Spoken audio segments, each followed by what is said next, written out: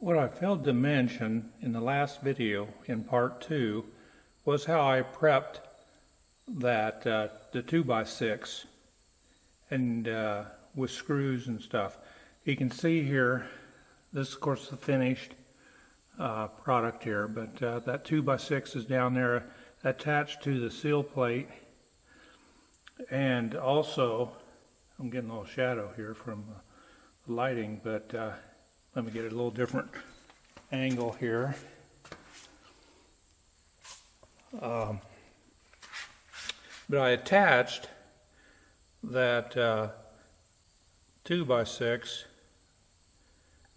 to the seal plate, which is a 4x6 board, with these screws here, about 5-inch long screws. And you have to make sure that they're resistant to a pressure treated wood. But then these longer screws I would attach to that 2x6 pressure treated wood, and that would be into the concrete. So I'd space them about every foot or two just to hold this plate against the concrete. And you can see here after 2 years it hasn't pulled away at all. You know, it's been really tight fitting there, and hopefully it keeps that wall from working out. Hopefully it'll keep that foundation from pulling away. And the only cracking I have in a little over 2 years here is right along this cut line here. You can see that on the right side there. Then it goes underneath my mower here, but it ends at the, well, let's just go to the wall here. Okay. You can see it kind of follows right there. It ends. I don't know if you can see that because of my shadow, but this crack is from that 2-inch metal that they had put down there on those little plastic stands that they ran their power screed over. But when they pulled that metal up out of the concrete, it was setting up perhaps a little bit too fast already, and that left a weak spot in the concrete here. And then you can see they cut the lines here, and that's where it supposedly should crack. Here you can see it just comes right across that cut line there. But it hasn't gone any bigger, and that developed probably a week or two after the concrete was poured. It hasn't gone any bigger, working just fine. There's no other cracks in the floor. I kind of wanted to explain what a Tapcon, I don't know if I say that right, or is a Topcon bolt is. You can see one right here. It's a bolt approximately, these are about 6 inches long, and they go through that seal plate. You can see that pressure treated wood right behind it there. This is on the back side of where the new concrete was. But to prep for that bolt, you drill a 1/2-inch hole into the seal plate with a regular bit, and then you blow it out and then go with a concrete bit to go into the concrete foundation.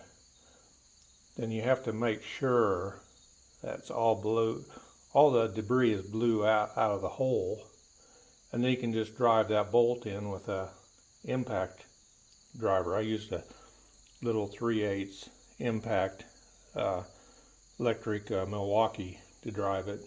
It puts out about 100 foot-pounds of torque, and it'll drive that bolt right into the concrete, and it's self-tapping. And I went along here. So originally it didn't have any bolts, and so I put one like here. This is at the corner, then came along here, put one here, you know, at least every 3 feet, 2 feet, probably more like 3 or 4 feet. Oh, do I have any along here? It's pretty dark in here, so let's see if we can see this. There's one there, just going along the foundation. There's one there. Then on the new foundation, we go with these J studs and a nut to pull it tight. Also wanted to explain the thickness of the concrete.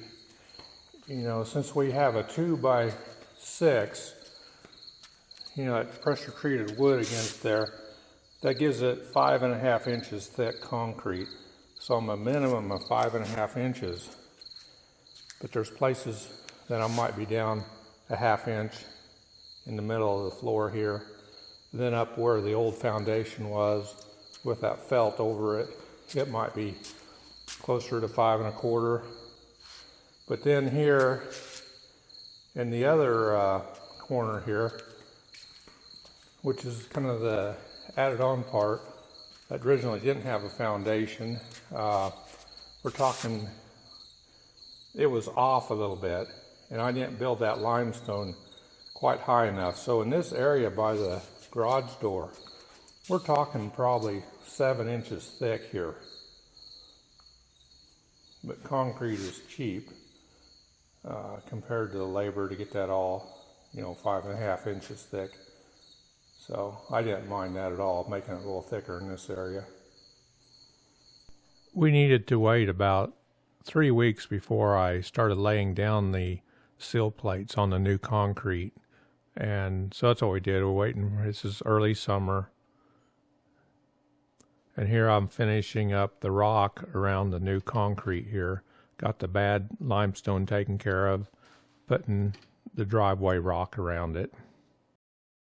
I determined that a 14-foot door would suffice, and here I'm starting to build that wall on the right side there. You can see it going with a 2x8 seal plate, pressure treated.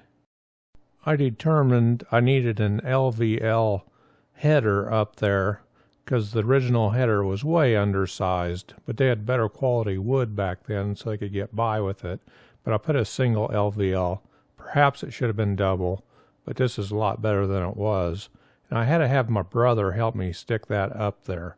It's all we could do. You see on the right side of that, I've got an angled 2x6 I screwed to the stud, and that helped slide that LVL into place.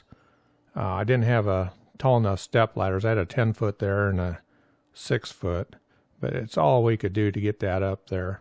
Barely made it. Then once I got it up there, I found out the crazy end wasn't cut straight. It had been cut crooked, probably at the lumber yard at some point, but it wasn't off enough that I was going to take it back down and fix that. You can see how I notched that left stud there to accept that, and also notched the right stud. Here you can see that angled 2x6 that we used to slide that LVL into place. Here I'm starting to frame in underneath that LVL to get the right opening size for the 14-foot wide by 12-foot high door. I have 14-foot ceilings in this shed. I had my oldest son lay out the new garage door, all the hardware, and start to put that together. I had finished framing it in already there, and my youngest son helped me actually set the doors into place, starting with the bottom one and going from there. It was a little bit hard to do, again, as we got to the top with the ladder situation. I determined with much experimentation that a 2x4 across my trusses would support the railing for the end of the door. And I think it's plenty strong, but I just didn't have a clue whether that would be sufficient. But I think it will be. It took all three of us to get that last section put on that door, as we're working, 12 foot above the floor there. I had purchased that door by special order from Menards, and with the rebate money, I then got a shaft-mounted door opener from them. It was their Masterforce brand.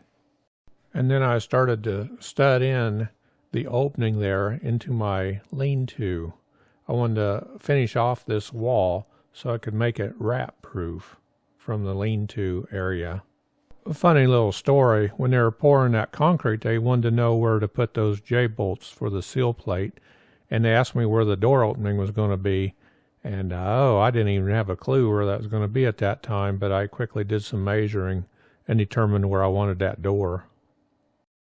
I had gone down to Neosho, Missouri, which is about a 3-hour drive from here, and picked up it was a pallet load, I guess, half pallet, I don't know what you call it, of a car siding.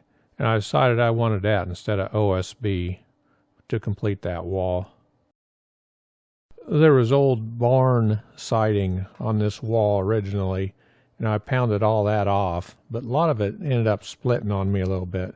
But I was still able to sell it through Marketplace, and so it went to a good home. But here I'm starting to put that siding, starting from the bottom. It was tongue and groove, so I just worked a little bit at a time, tried to stagger the ends of it. Sometimes Diane would help me put up some of this, and sometimes I'd do it myself. But the higher we got, the more difficult it was and the more dangerous. And finally getting up to the 14-foot section with a 10-foot step ladder was a little iffy. According to the pictures, I actually installed this steel door into the lean-to before I finished the wall going up all the way. I guess I wanted to get that blocked off to help protect the vehicles in there.